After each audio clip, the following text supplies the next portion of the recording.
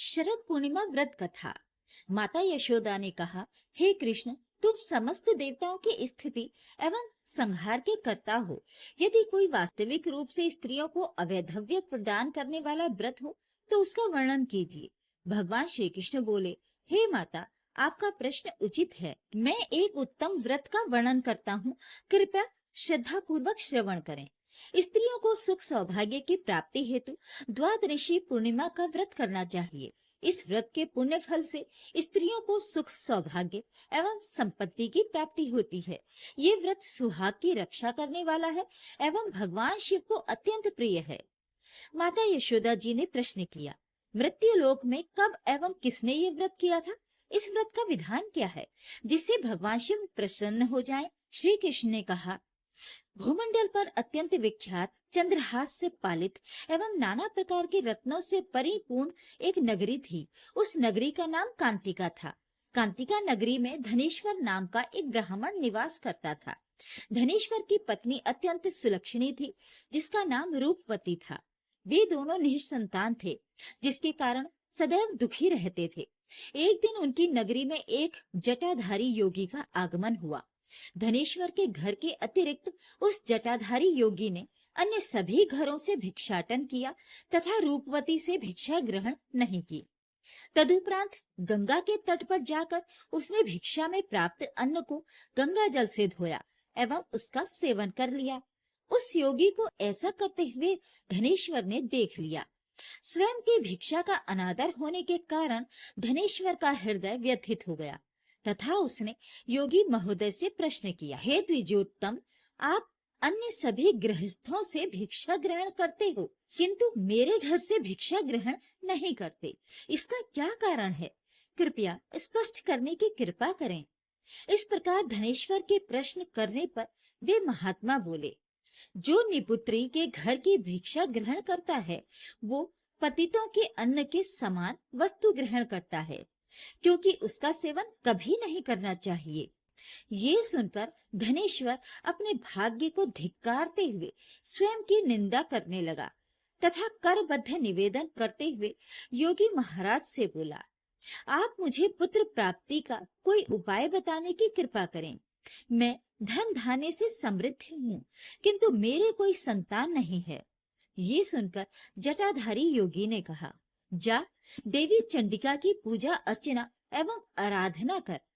ब्राह्मण ने घर आकर संपूर्ण वृत्तांत अपनी पत्नी रूपवती से कहा तथा तप करने हेतु वन की ओर प्रस्थान कर गया। वन में उसने देवी चंडिका की आराधना की। 16 दिवस व्रत करने के उपरांत देवी चंडी ने धनेश्वर को दर्शन दिया और कहा, हे धनेश्वर, जा तुझे एक पुत्र प्राप्त होगा। यथाशक्ति चून के अर्थात आटे के दीपक प्रज्वलित करना। प्रतिदिन एक दीपक बढ़ाते जाना। इस प्रकार पूर्णिमा पर 32 हो जाने चाहिए। इस व्रत के विषय में तुम अपनी पत्नी को बताना। अब आम के वृक्ष पर चढ़कर शीघ्रातिशीघ्र एक फल लेकर घर जाओ। वो फल अपनी पत्नी को ग्रहण कराओ। वो अवश्य ही गर्भवती हो जाएगी। प्रातः काल होते ही धनेश्वर आम का वृक्ष खोजने लगा। उसने वृक्ष पर चढ़ने का बहुत प्रयास किया, किंतु सफल नहीं हुआ। अतः वो अत्यंत चिंतित हो गया। इस संकट के निवारण हेतु वो भगवान गणेश से प्रार्थना करते हुए बोला, हे दयानिधे, मुझ पर दया करो प्रभु। आपकी कृपा से मेरा मनोरथ सिद्ध हो जाए। इस प्रकार गणेश जी से प्रार्थना करने से भगवान की कृपा से वो वृक्ष पर चढ़ने में सफल हुआ। 3 बार प्रयास करने पर उसे एक फल प्राप्त हुआ, जिसे देखकर वो विचार करने लगा, ये वर से प्राप्त फल है अथवा नहीं। घर आकर उसने अपनी पत्नी को संपूर्ण वृत्तांत बताकर वो फल प्रदान किया। उस फल का सेवन करते ही उसकी पत्नी गर्भवती हो गई। देवी माँ की कृपा से उन्हें एक रूपवान एवं गुणी पुत्र की प्राप्ति हुई, जिसका नाम देवदास रखा गया। तदुपरांत रूपवती ने माता के निर्देशानुसार व्रत किया। दैवयोग से धनेश्वर ने पुत्र को अध्ययन हेतु काशी भेजने का निर्णय लिया। तदुपरांत अश्व पर आरूढ़ कर अपने पुत्र को मातुल अर्थात मामा के संग काशी भेज दिया। मार्ग में अनेक दिवस व्यतीत हो गए। भागिने अर्थात भांजे सहित मातुल काशी पहुंच गया। रात्रि हो गई थी, अतः वे दोनों देवदत्त नामक ब्राह्मण के घर पहुंचकर विश्राम करने लगे। संयोगवश उस दिन गृह स्वामी अपनी पुत्री का विवाह करने वाला था। तैल आदि चढ़ाकर मंडप निर्माण किया गया। लग्न के समय वर को धनुर्वात नामक रोग हो गया। तब वर के पिता ने अपने कुटुंबी जनों से विचार विमर्श किया। अंततः उसने निश्चय किया कि ये कार्पटिक बालक मेरे पुत्र के समान ही रूपवान है, मैं इसके संग ही विवाह लग्न करवाऊंगा। वर के पिता ने देवदास के मातुल से निवेदन किया कि 2 घड़ी के लिए अपने भागिनेय को मुझे दे दो। मातुल ने कहा, तुम्हें मधुपर्क एवं कन्यादान में जो प्राप्त हो, यदि वो हमें मिल जाए तो मेरा भागिनेय तुम्हारी बारात का दूल्हा बन जाएगा। वर के पिता की स्वीकृति पर उसने अपने भागिनेय को वर बनाने के लिए उन्हें सौंप दिया। तदुपरांत विधि विधान से उसका विवाह पूर्ण हुआ। वो पत्नी के साथ भोजन नहीं कर सका तथा मन ही मन विचार करने लगा कि ये किसकी वधू होगी। देवदास एकांत में बैठकर मन ही मन चिंतित हो ही रहा था कि तभी उस वधू ने आकर उससे पूछा कि क्या बात है, आप अत्यंत चिंतित एवं अप्रसन्न प्रतीत हो रहे हैं। देवदास ने अपने मातुल एवं वर के पिता के मध्य हुए समस्त वृत्तांत का वर्णन वधू के समक्ष कर दिया। कन्या ने कहा, ब्रह्म विवाह के विपरीत ये कृत्य कैसे संभव है? देव, द्विज एवं अग्नि के समक्ष हम दोनों का विवाह हुआ है, अतः मैं सदैव आपकी ही सहधर्मिणी रहूंगी। देवदास ने कहा, आप ऐसा मत करिए, क्योंकि मेरी आयु बहुत थोड़ी है, अतः मैं अल्पायु हूँ। किंतु उस वधू ने दृढ़ निश्चय करते हुए कहा, जो आपकी गति होगी वही मेरी गति होगी। हे मेरे स्वामिन, उठिए, कृपया भोजन ग्रहण कीजिए। तदनंतर देवदास ने उसके साथ भोजन किया। भोजन उपरांत उसने एक रत्न जड़ित मुद्रिका एवं एक वस्त्र उस नववधू को प्रदान किया तथा उससे कहा, इसे ले एवं स्थिर चित्त हो जा। मेरे मरण एवं जीवन के विषय में ज्ञात करने हेतु एक पुष्प वाटिका बना ले। उस वाटिका में सुगंधित नव मल्लिका पुष्प लगा ले। उनमें नित्य प्रतिदिन जल सिंचन करना एवं आनंद पूर्वक रहना। जब तक मैं जीवित रहूंगा तब तक वो वाटिका हरी भरी रहेगी तथा जिस दिन मेरी मृत्यु होगी उस दिन पुष्प सूख जाएंगे। ऐसा कहकर देवदास अपने मातुल सहित ब्रह्म मुहूर्त में वहां से प्रस्थान कर गया। प्रातः काल विदाई हेतु गायन वादन आदि होने लगा तो कन्या ने अपने पिता से कहा, ये मेरा पति नहीं है, यदि है तो बताएं कि मैंने इसे क्या दिया है। मधुपर्क एवं कन्यादान में जो आभूषण आदि मैंने इसे दिए हैं वे दिखाएं तथा रात्रि में मैंने इससे क्या गुप्त चर्चा की वो भी बताएं। कन्या के वचन सुनकर वर ने कहा, मुझे इस विषय में कुछ भी ज्ञात नहीं। तदुपरांत लज्जित होकर वो कहीं चला गया। भगवान श्री कृष्ण बोले, वो बालक देवदास अध्ययन हेतु काशी पहुंच गया।